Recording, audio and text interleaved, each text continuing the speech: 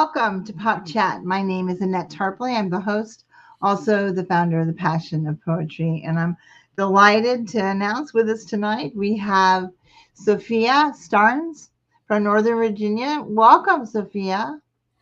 Thank you very much. It's good to be here from Williamsburg, Virginia. Oh, I'm I know. sorry.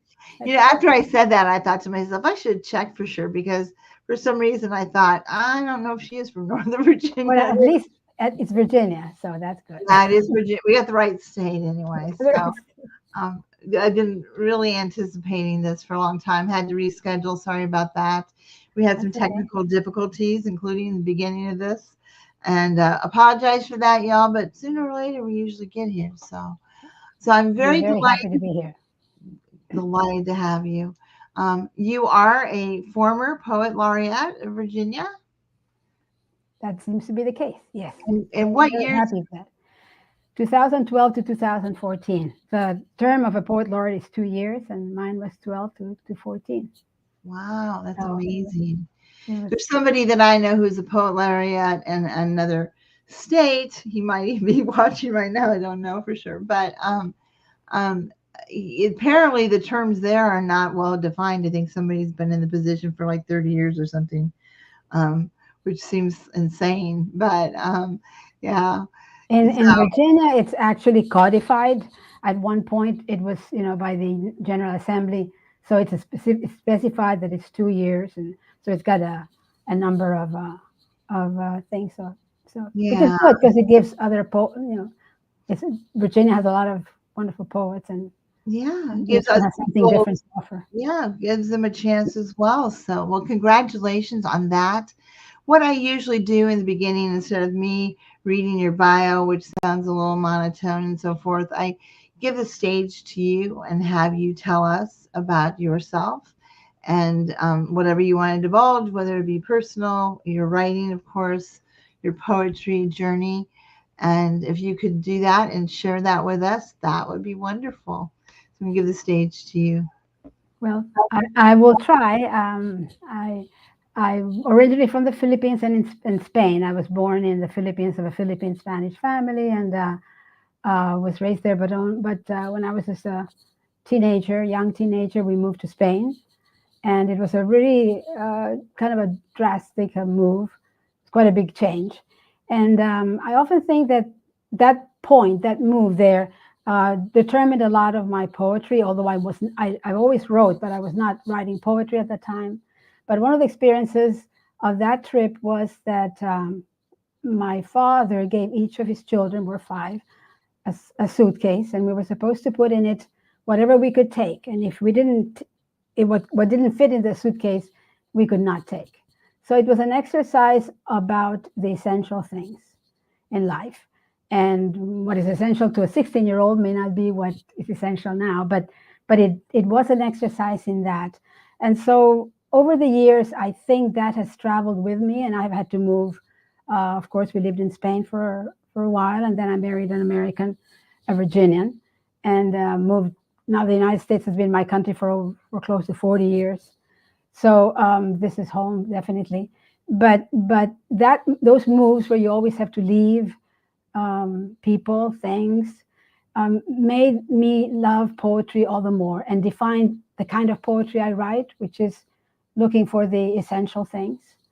And I don't know what else to say. I started writing poetry late in life. I would say in my 30s. Many people start very early. I wrote short I'm stories. trying to mute myself. I'm sorry. No, that was all very good. And I think it's very interesting that you pointed out that, those things in your early life kind of formulated, your journey as far as where you were going to go as far as writing and poetry. I So, think that's yeah. It's not always that one can look back at some moment like that, but in my case, I think that at least it had a way. It determined the kind of poetry is a pairing. When you're writing a poem, you take away the extra things. You're not writing a novel. You make it narrower. You're not. The closest thing to it is a short story, but even that becomes. And when you travel and you have to leave a lot of things behind you and people, then poetry seems just the perfect vessel because you're taking with you the most essential part of an experience or a relationship, or so that's. And then we moved. When I first moved to the United States, I moved to New York. That's where I started writing, and then we moved to Virginia, and this is where I started publishing my books and things like that. So, Well, congratulations on all of that. I was trying to remember. You have, is it 4 books that you have published, or do you have more than that? uh, I, th- I think it's 5, but I don't remember. It's either 3 full collections, and there are a couple of chapbooks, and there are translations, but of my own, I believe that's the case. I shouldn't. 1, 2, 3. Yeah, it's 3 books and 2 chapbooks. Very good. 3 books and 3 chapbooks. Would So, you mind sharing a couple with us? sure. Let's see what poem I could. I thought I. Let's see what I could start with. This one is actually um, from a chapbook, but it's a poem that is called One Food, and all the poems in this particular chapbook are one food, one drink, one prayer, one. So there's a sense of what I was saying about the essential characteristics, and it brings back a memory of a mother and and the family and the children around the kitchen, and you can transpose that to any kitchen, to any home. It didn't matter whether it was in Manila in my early childhood, in Madrid where I was older, or in New York or in Virginia. So the central figure is the mother. One food. Absolve us for not knowing what to eat, how thickly to lay honey on the bread, how long to soak the slices. These are customs children learn half wakened in their homes, their mamma bowed over the stone, her whole body stirring. Before long she wipes her hands on cotton plied against her hip. The children set their spoons where light erupts, bounces against each bowl, and skims over bright steel a stippled cross. Absolve us for not watching long enough those rituals: cup of water, pinch of sugar brittle fine, the yeast exhaling clean broom on the pane, wet blossoms on a paten, the kitchen ladling quiet grace. Come, mamma, knead once more reflect the customary pressing with hands' heels, folding, urging up and outward on the slab. The dough springs earnest to the rim. Niños, do not stray too far. Now she pulls the aroma inward, fuzz of infant mornings, gold grain into heart at supper's dusk. Come, niños, to the table. It is time. Sheaf of wheat she neatly braces, breaking no familiar stalk. So that's one food, and Beautiful. thank you. There's a sort of sacramental echo when you say absolve us, absolve us. There's always this sense of what could I have saved that I didn't save? What Right. could I have remembered that we grow up where there are a lot of things we would, if not do differently, do more intensely, or pay more attention. Yeah, yeah, Take that piano lesson that you never took or whatever. yeah. But so it becomes a symbol for all that. Very much. Now, so I gave you a project to do. I'm really anxious to hear I yours. know.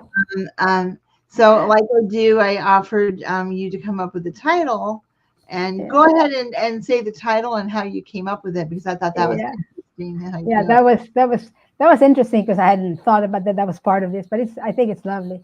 I just opened one of my favorite authors is Flannery O'Connor, and I opened her book with all the short stories, and just put my finger on one of the short stories, and the word was shoulders. So that's Yeah, how I did it. I just serendipity, whatever.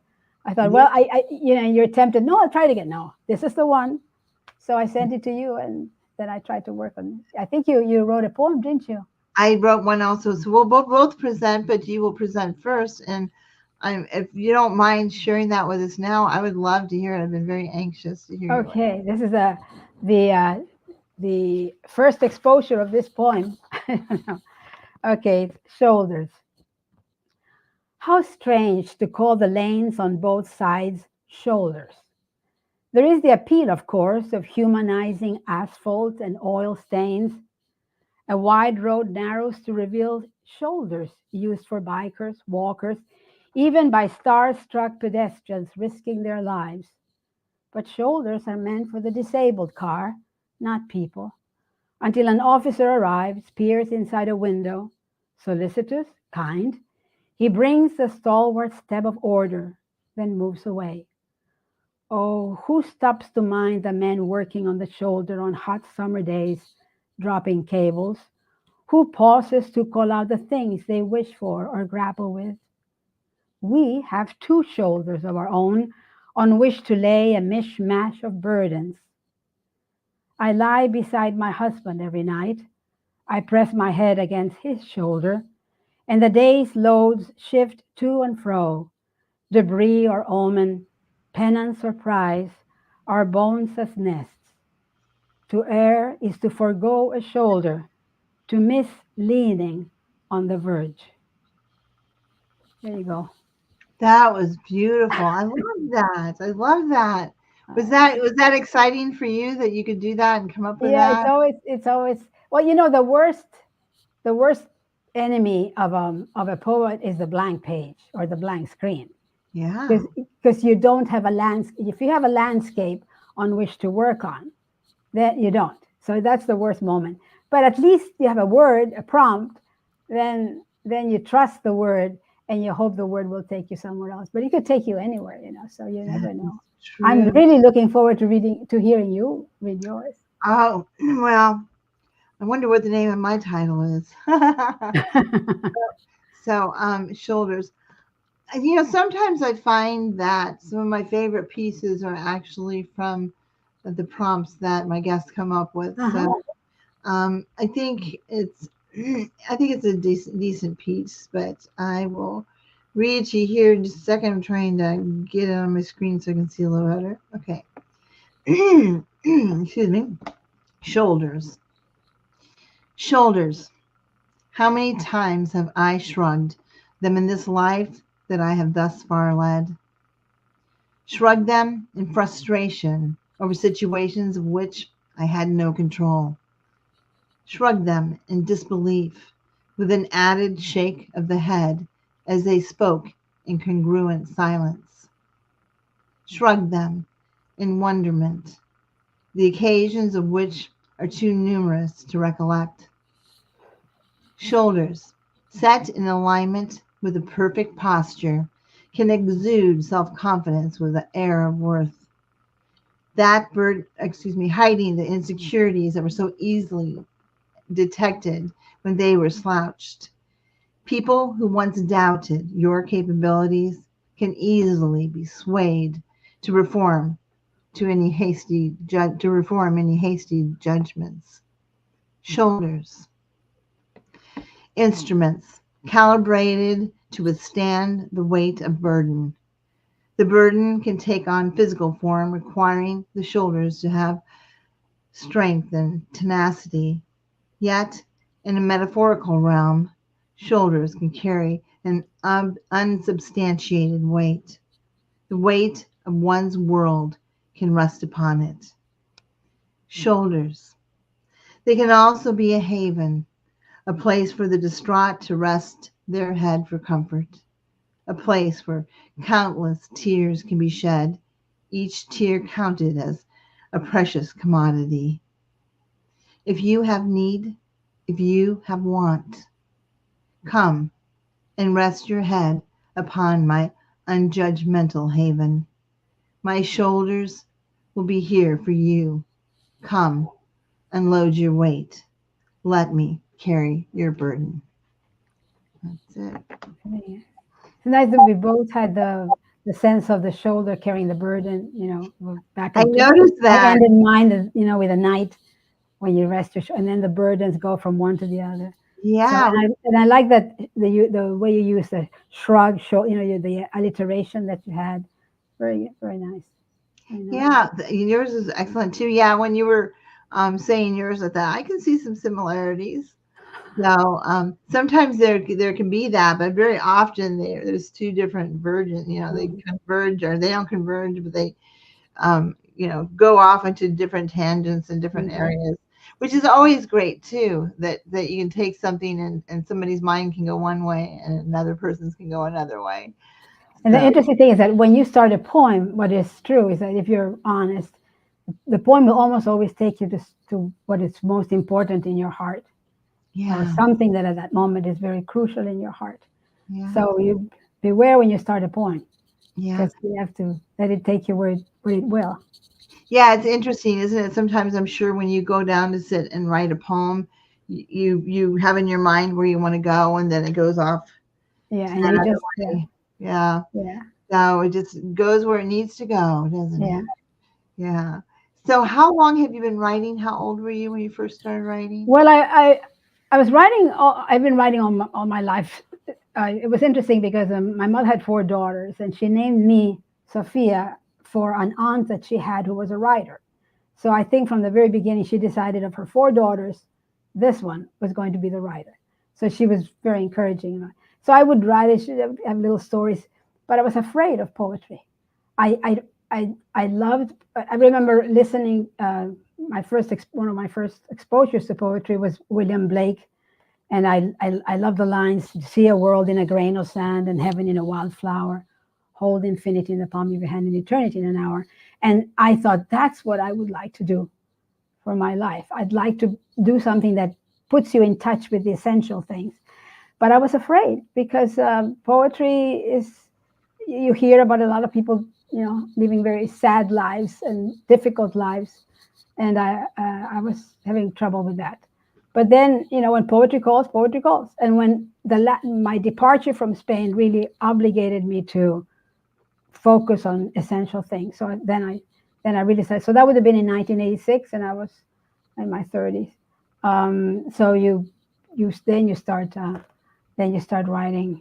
I started writing more and more, and a little bit on my own because I was in a new country with a new.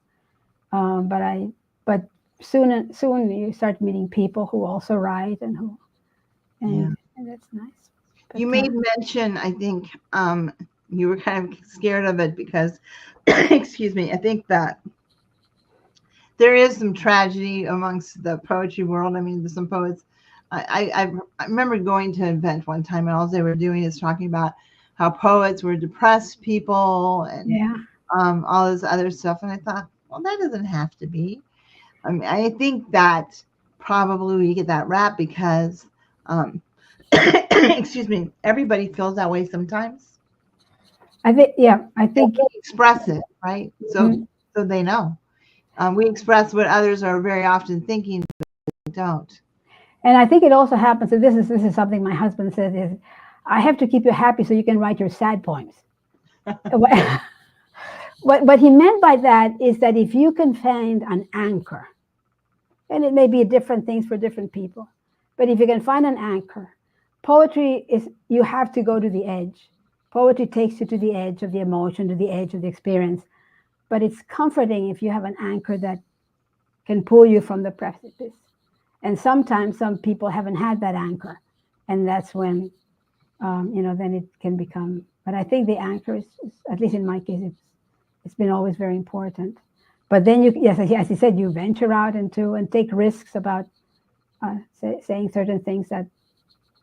But I write in a very symbolic way. I don't tell the stories of my life in that Right. way. You're right. Metaphors, and you can kind of Mhm, hide things through them. I mhm. find it's a great tool, isn't it? Yeah, Because because you think because you say something metaphorically, and one can interpret it one of many ways very often. So yeah, you yeah, can kind of cryptically yeah. Well, release. it allow two things. It allows you to actually unburden yourself, because you know what you're talking about. You know what departure you were talking about, but you don't burden your reader who has his own or her own departures. So you write, for those of us who like to write in this kind of symbolic way. The way I see it is, if you can connect with the emotion of the reader, then they can say, "Oh yeah, when I left, this is what I felt." Or Yeah, when I was broken, this is what I felt. Or when I lost, but they don't have to know the specific experience that led me to right. that. that's the way I write. I mean, there are there's no right or wrong. This is just the way I have been able to deal with, to deal with things in my life, and also to do it creatively through poetry. Yeah, it's very cathartic. You find it very cathartic. Yes, but because the act of creation is positive. One of the most, I mean, we are, as Tolkien would say, we're sub-creators. We don't create out of nothing. We create from words that have already been spoken, and from, but the act itself of creating is a beautiful positive act. So in the moment of greatest grief or whatever, or trauma, if you write, and I have worked in that field a little bit as a volunteer, why does it help people? Because they suddenly are creating. And most of the time our moments of crisis are moments of destruction. Something has been destroyed in our lives, a relationship, a job, or whatever. So what you need is something, is to be able to create. And so if you're involved in something creative, I think in itself is, and then there's the demands of poetry, that it have its beauty, the beauty of its sound, the beauty of its images. So that is, that's the gift that poetry gives back to you, when you're writing it and when you've written it. So hopefully it does the same for somebody else. Right, right. Very insightful, all of what you said, actually. I'm glad that we had this conversation because I think you brought forward so many different points and different aspects and ways of looking at writing and looking at poetry. And there Um, are so many, really, Well, there are. It's just, it's amazing that talent, too, that is out there of mhm. so many talented poets. So I would like to hear another piece of yours, if you would grace us with your next piece. Well, I'm going to take this. I'm going to take from my first book, so it's a long time. But I think I'd like to read this one because you're talking about, that you're in a tradition. You use words that other people have spoken, sentences that other people have said. We don't come out of nothing. We come out of what we hear and what we see. And this poem, which is called Nunc Dimittis, now Nunc Dimittis is, it has a subtitle called Or a Viable Goodbye. Um, it it it tried to bring out images that I would pick up from my growing up years, from the things I saw, from things that went by. But at the end, there's a realization that it's not my own. It's not, the poem owes something to others. So let's, identical, our daily movements into sleep, the bed lamp swiveled off, the sigh of shoulders idling into place. We hollow out a cave for the left hip, and the left hand slips under the pillow with its beads dangerously tight. We've done this all our lives, since Papa crossed our foreheads with his thumb, pulling the sheets over our shoulders. Other things change. We do not drop raw egg into our soup or boil sweet onions. We walk barefoot despite Mama's clear intonation. You must wear your chinelas in the house. Excuse me, the word chinela is slipper. And sometime between 3 and 4, we rearrange our rosary. Our days are pure and plentiful. Hawks in a backyard roost, a starling arcs under makeshift protection, a single lily pond, a single goldfish races the ripples, lip over lip until the coming ice. We pluck, we pull, we repossess. This word for that loquacious life, that word for unentangled hours.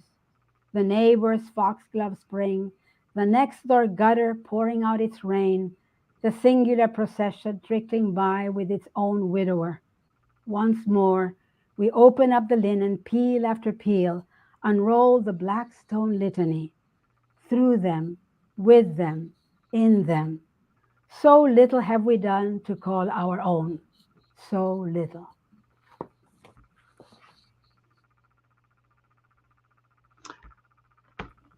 Beautiful, beautiful, beautiful. I don't Your know. your writing is quite lovely. It's just, Yeah. It's, image after image, I think, that drops yeah, into the mind. It is. It's got a lot of imagery in it, but it speaks very heartfelt. Your works are so. I Well, the only I don't know if anybody else has said this, but I said it. The only truth of a poem is its emotion. So we use images, and I'm not saying that what we do, you describe a scene is not real, but what you could change a scene, but you cannot change the emotion. And yeah, so that's what carries the poem. It's the emotion of the poem. yeah.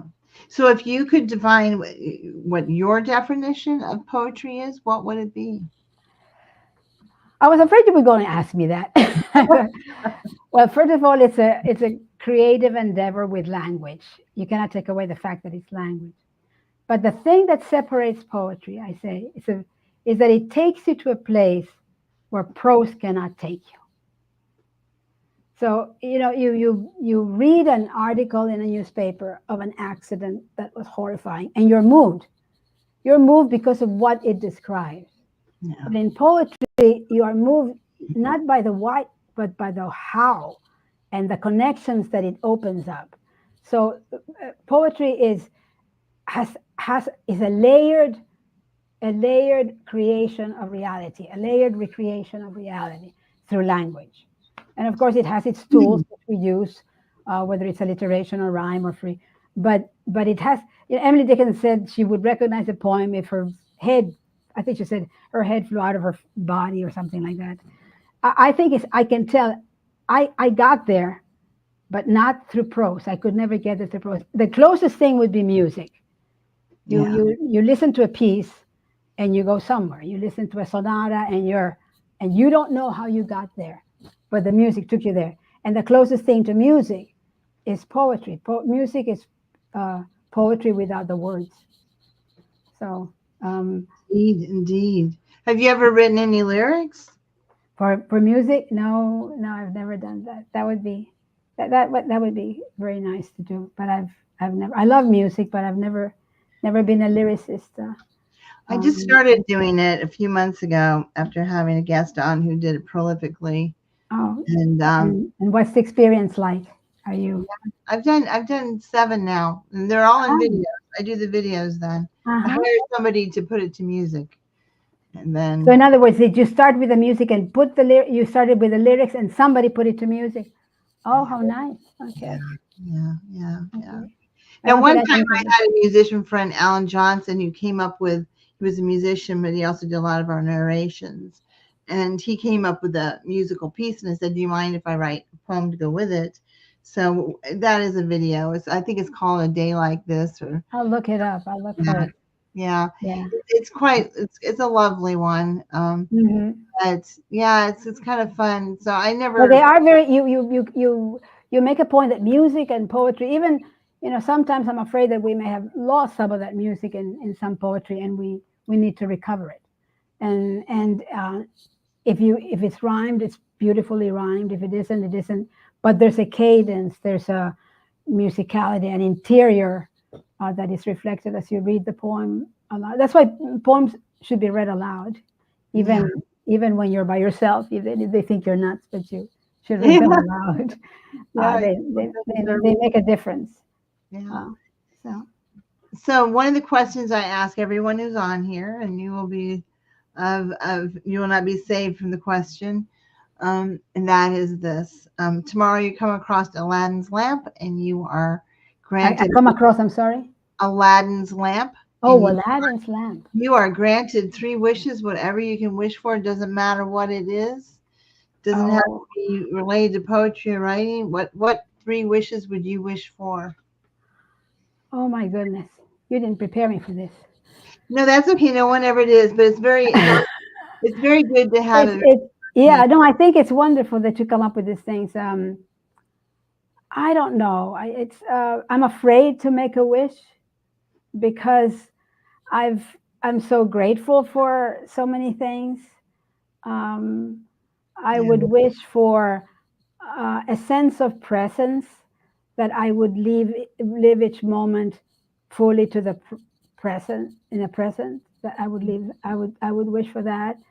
I would wish for a glimpse into what makes present eternal. It makes the press eternal. But maybe I shouldn't wish for that, because if it was a good thing, I would have been given it already.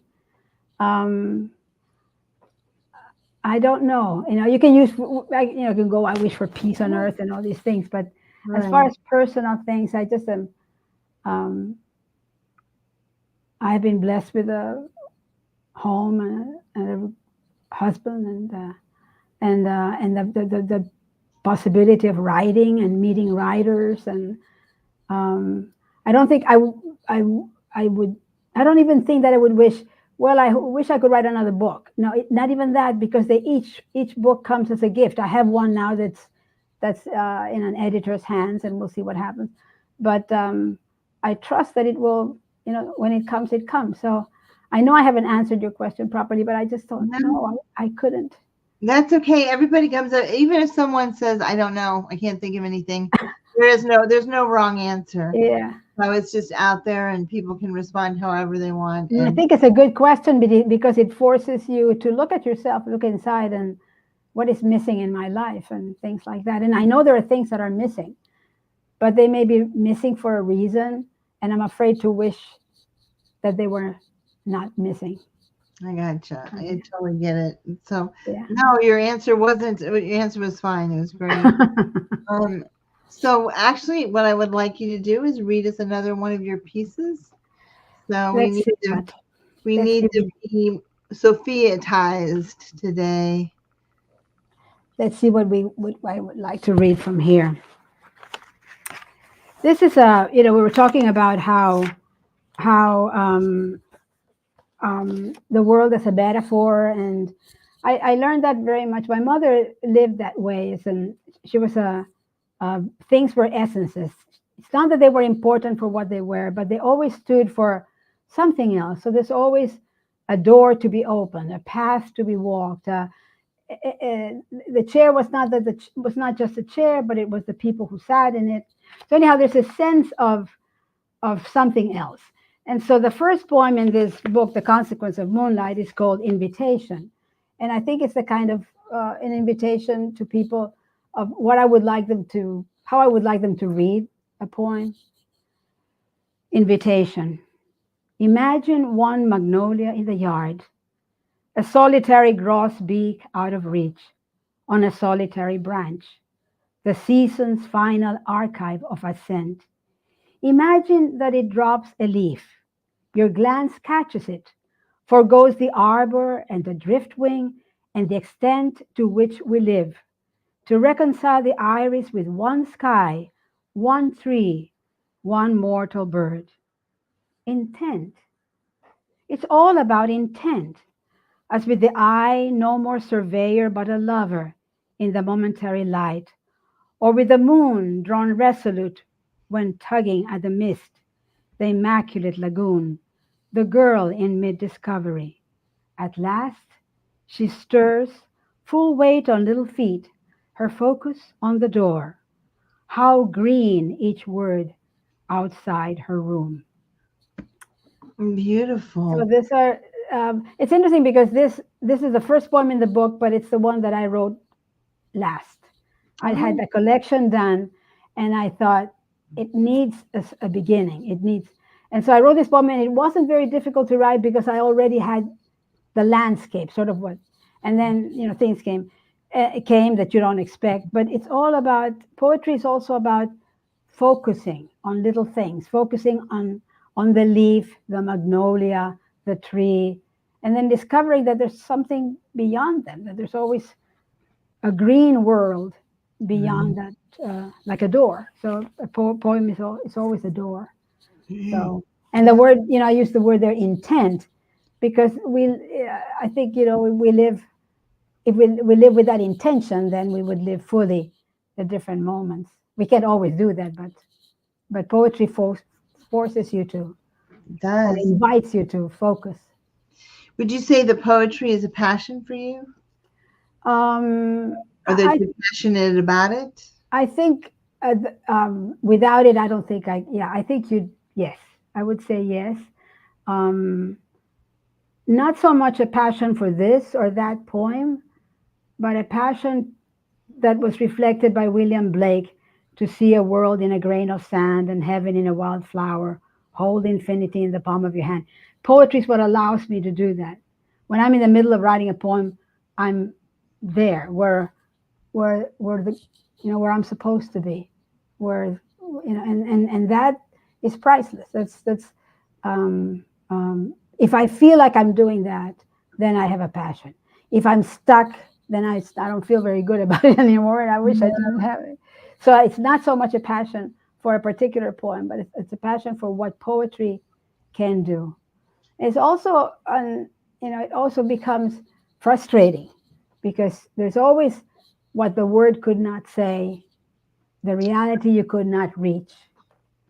As Browning said, a man's reach should exceed his grasp, or what is a heaven for? You're always striving. And this is, say you're always writing so that you can, until you write your perfect poem or the poem. I don't think it's that way because I like some of the earlier poems that I wrote, and more than later ones. And so, but they're all involved in the same endeavor to find the essence, at least for me, to find the essence of things. Yeah, it makes total sense. Really does. Do you find that you get support from your family? Does your This is funny because, well, my husband is very supportive, and my sisters and siblings are very supportive, even if they don't understand the word. And I often tell, I have, I do critiques for young writers, and they come very frustrated because the person they love the most, or the sister that is closest to them, doesn't get the poem or does. And I said, you didn't write it for her. It's very hard for a person who knows you closely to read the poem without looking for you or without seeing you and then wondering, what is this about? So I write, I've said this before, I write for myself and for a stranger, somebody I know nothing about, who doesn't know me and who doesn't care to know about me. But maybe if all goes well, we'll read one poem and we'll connect with that poem. But I do have a very supportive family. They believe in what I do, but I don't ever ask them, what do you think of this poem? you don't? I don't want to go there. You never ask, what do you think of this poem? Because I don't want to put them in the spot and saying, "Hi, but I don't understand what you mean by this." Oh, yeah. So then it would be like, yeah, I don't get it. And they feel obligated, and I would just frustrate them. Yeah. So, and my husband will help me saying, that one is just too obscure. You got to give them a little hint. So he's okay. helpful in that regard. But Yeah. but he's just very supportive. Very and good. And do you have children? No, I'm unfortunately not. And it's interesting because I don't know, we would have liked to have children. We don't have them, but there are children all over my poems. There's a poem that's called Archetype, and I realized that the children are almost symbolic. I don't have the experience of, I have nieces, nephews. I love children. I taught children for 18 years. I was a grade school teacher, high school teacher in Spain. So I love the children, but it's not the same as when you're raising a child. Yeah. But so I noticed that when they appear, they're almost symbolic. So they stand for our innocence, or they stand for our things like that, which I might not have if I had a real little one that I was running around trying to catch. And I'm sure you bring your stuff to the table, so it's wonderful to. Excuse me. It's very wonderful to see you recite your poetry, listen to it, and then connect, that thought and that voice with the beauty that you've written. So, well, this is such a gift that you give the poets you invite, because more, you write a poem, you put it out there, it's like a black hole swallowed it up, and you have no idea what it did. And you don't have a chance to explain, nor should you have the opportunity to explain. The poem should stand on its own. But it's kind of nice when you can give a little bit of a background or a little bit of and you offer that. And for that, I am very, very grateful, as I'm sure all your guests are. Oh, well, you're more than welcome. I'm always very happy to introduce new talent, meaning to a lot of the audience that is out Hmm. there, and to Yeah, really give you a moment to shine. So, yeah, that's very is there a kind. certain poem that you would call your signature poem? That Oh, yes. you want to read it? Yeah, there's a poem that, and that's why I said, let me get it from here. Where is it? It's the only poem that I would almost say I have memorized, but I won't do it memorized because then I'll forget it. But it's the only poem that is that close to me. It's titled "The Soul's Landscape," and it's really I feel that every one of us, every person, is a marriage between the spiritual and the material. These two come together. The spirit alone is nothing without the body. The body alone is nothing without the spirit. The two come together to become us.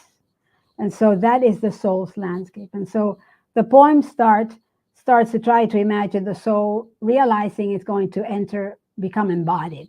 And then, so in a way, the poem is a love poem between the two, of what happens when the soul becomes embodied. So the soul's landscape. Ah, what the soul gives for shape, to be handled head first at the temple, to be cumbered with cotton, white puffs from plantations in heat. What it gives for the flick, flick elastic of wrists, loose leaf palms it befriends at its youngest. For the sake of all this and this place, love me now with your hands, says the soul, half exploring its landscape. Better me with embodiment. Come angle the ribs where they beach into longing. Come finger the oval description of death, smallest hope for secession. When the room is redundant of space and its walls wish for closure, thumb my corners up inward, wade your lips through the ridge where they meet to allow recollection. I must love with the tissue and the gloss that embody cellule, elegy, ghost, danger, languish, all those words out of context for souls, God forsaken, whiplash of the neck, interim. That's the word I would use the most cautiously. How precarious its hum, ear to earth, plumbing earth, earthwise. That's lovely. The poem Beautiful. it's one of those poems that came quite. It was it was almost written before it was written, but the word interim was a gift. So I got to the word interim. I said, "This is it. This is one word that has both time and space." Because in the interim, it's a time, but to inter is to bury. So Right? you have a word that has both. And so I thought the soul would say, well, be careful when you use that word because you're really, really getting into the earthy embodied stuff. And that's where the soul has to live in that embodied reality. So yeah, that poem is one that I remember as a guest at Lock Haven University, and I didn't have my books with me, and the president of the university could not come to the reading, and he said, "Well, could you recite one of them?" And I was able to recite that. That's the only one of the hundreds of poems I've written that I have memorized Wow, wow. inadvertently. It was Yeah, just I only have four poems memorized. I wish I had more, but it's well, I have one, so you've got three of I've this got is the four. only one. My longest one was like 3.5 minutes. Is what got me back into poetry a few years ago. Broken Dreams. It was my I'm getting divorced ticked off poem, but Uh, it was my therapy as I drive down the road. I recite that and just kind oh, of do you have it on a video? Is it out there to I listen do to? have it on a video. I can show you the link later. It's Yeah, on yeah, do that. a I would YouTube love video. to. If you look up Annette Tarpley and Broken Dreams, um, Okay, I will. I will do yeah, that. there's a video of it. So, but yeah, but Yeah, I think that I think we all have our, closer poems. yeah, I think that that's why I'm always amazed with a lot of spoken word artists because a lot of them have their material memorized, and I Yeah. just look at them like I don't know how they do it. And the thing about spoken word is that the poet, the presenter, is part of the work. You cannot really separate. At least this is my perception of it. You cannot separate the two. It's really Right. quite remarkable. So I, Yeah. and I'm not a spoken word artist, but they integrate the poem in themselves. So the poem does not work the same in a on a CD or something that when you have the poet, you know, Yeah. reciting it or acting it out or performing it. So Do you have any other talents or creativity? Do you paint, draw, or anything else? oh no, I don't. I like to knit and do all kinds of needlework kind of things, and I like cooking, but I'm not a great chef, and but no, as far as I'm very focused. When I get into one thing, that's it. I Poetry was it. In fact, I wrote a lot of short stories. When I got into poetry, I have not written a short story since, and people have invited me. And we had a former poet laureate, Kelly Cherry. She passed away sadly, and she was a wonderful writer, extraordinary writer. She was incredibly prolific in various forms. She wrote poetry, beautiful poetry. She wrote stories. And she would tell me, "You have to write. You go ahead and write a story." I said, "Oh no, no, no. I." She said, "Well," she said, "You're the only one stopping yourself." I said, "Yeah, but I'm a very formidable opponent."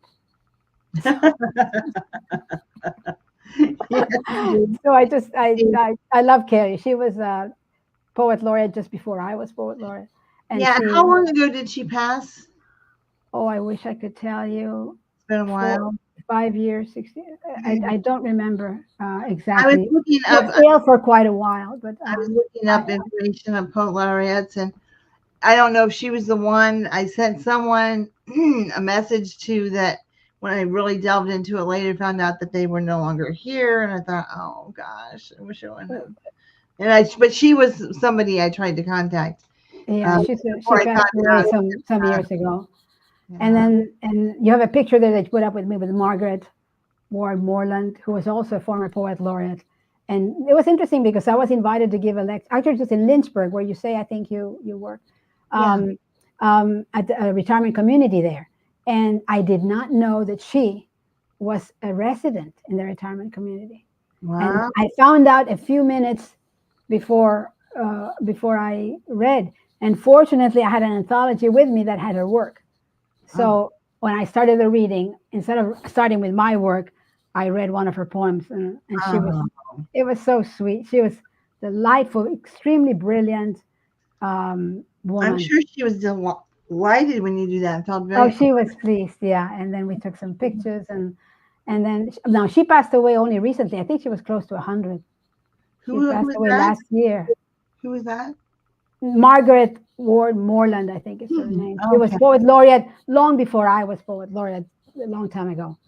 But she passed away, I think, 2 years ago, maybe 3 years ago.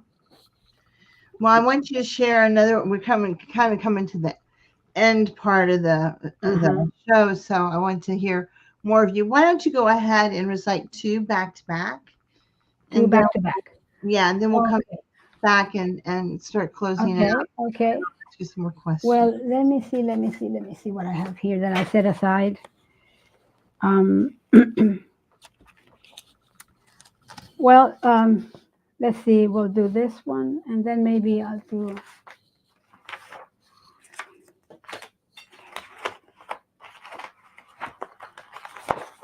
a short one from. Okay, this one is called "Close to the Tree," and it's from "A Consequence of Moonlight," and it's about. And again, in my poems are metaphors and about the power, the gift of language, the gift of language. She knelt and prayed for birth, and so the sparrows brought, as birds often will do, ribs from a perfect nest. But then she specified, anxious to make this true, I need a body of bones, a small and pinkish heart, an ear for voices. She prayed and asked for words, something to mull and to chew, so ripe and succulent her throat would grow in need, to be the human stem that storms its way to seed. And so the phrases came out of a knotty root.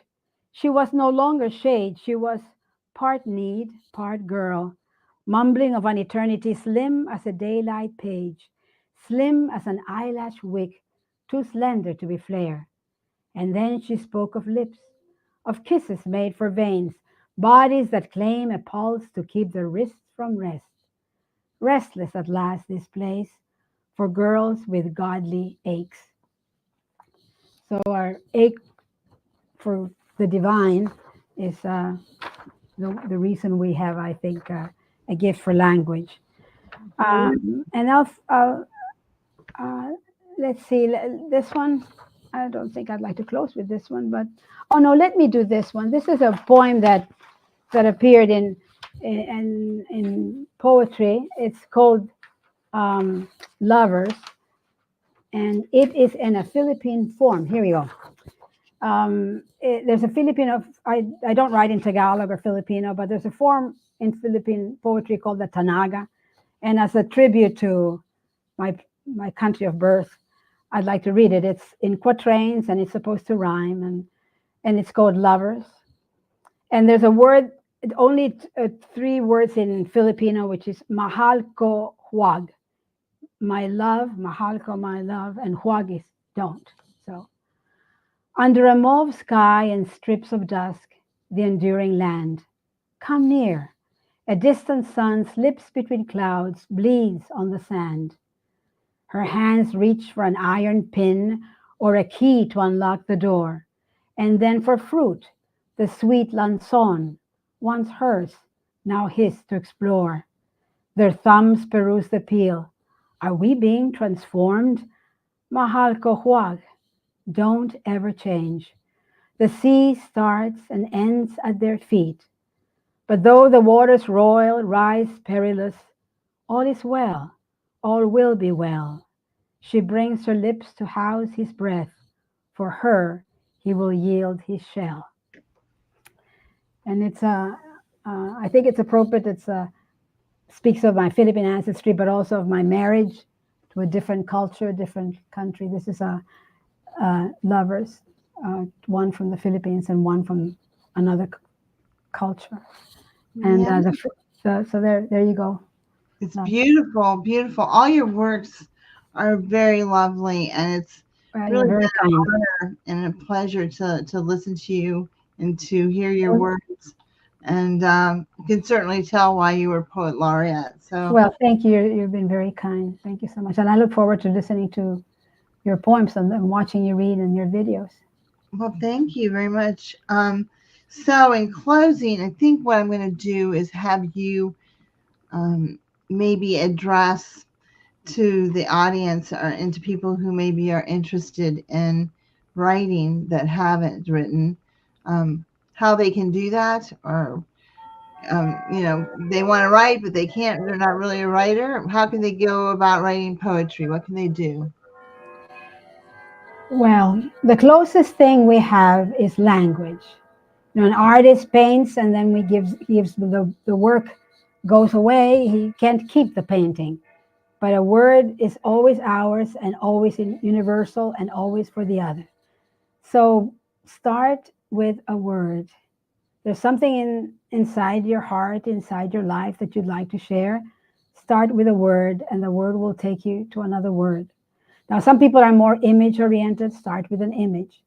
There's nothing wrong with. I encourage reading poets, not reading one, but reading many, but settling on a line that you like of a poet and think, what would I do with that line? Because tradition is a dialogue. We dialogue with the reader, with the writers that we read, whose work we read. So pick up a poem by somebody that you like, that you've heard, and try to write a response. Maybe that would be one way to start. Make some of the words your own, respecting, of course, the creativity of that person. I don't want to ask anybody to copy, but let that be the trigger, or better still, the seed, the spur to write, and it will come. You just do it. It's I think such excellent advice, actually.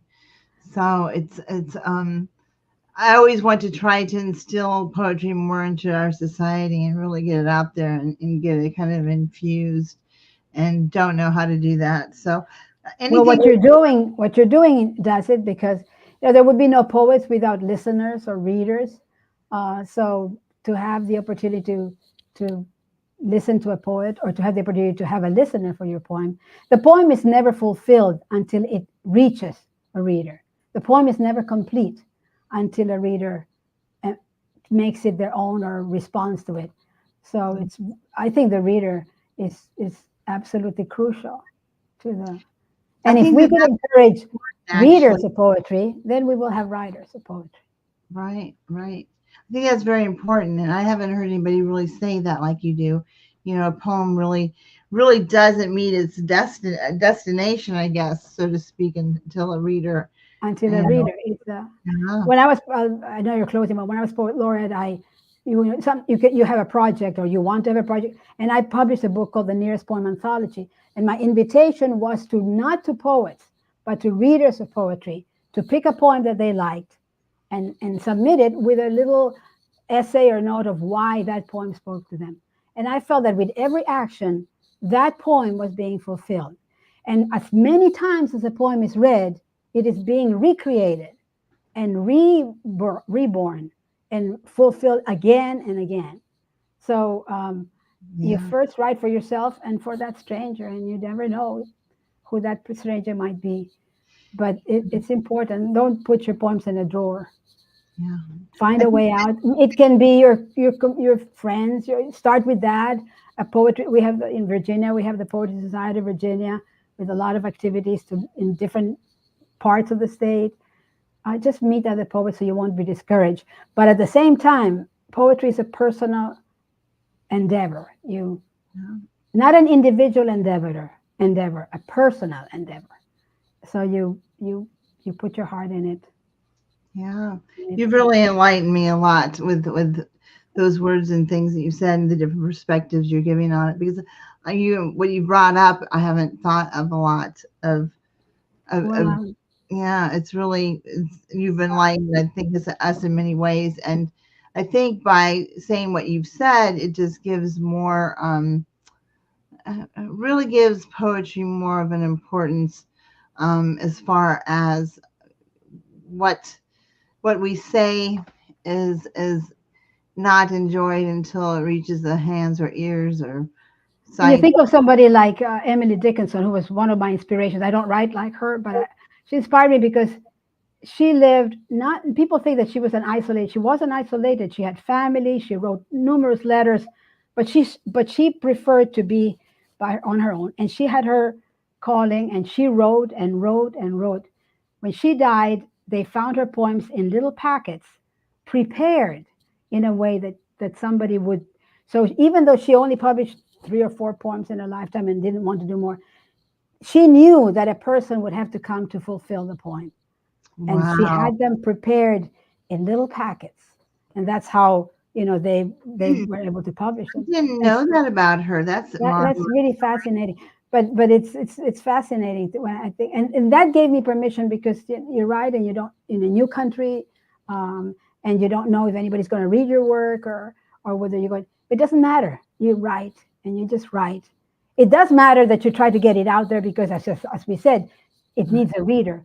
But whether that reader is tomorrow or 200 years from now, it doesn't matter. Thank So. you so much, Sophia. It's been Well, you wonderful. have been so kind and so generous, and And I'm very grateful to have met you, and grateful that you do this for poetry, for people and for the reader. I think it's wonderful. I really appreciate it. I'll keep it. Uh, be sure to let me know when you have a new one, so I'll put me on your mailing list, or whatever list that this things, so that I know that it's coming. Whatever it is I have to do to be on I that list. certainly will. Thank you so much, though, and thank you for gracing us with your beautiful works. I'm sure it was a delight for people to hear. And those of you that are out there, please go ahead and share this with others so they too may hear and listen to the beautiful words of Sophia. So thank And you get to again. know Annette as well. Thank Love, you. loves and hugs to everyone. And y'all take care. Have a You good too. rest. Thank you very much, and my very best. Take Thank you. care. Thank you so much. And Bye. we'll see y'all Till later. next time. Till next time. Bye bye. Bye.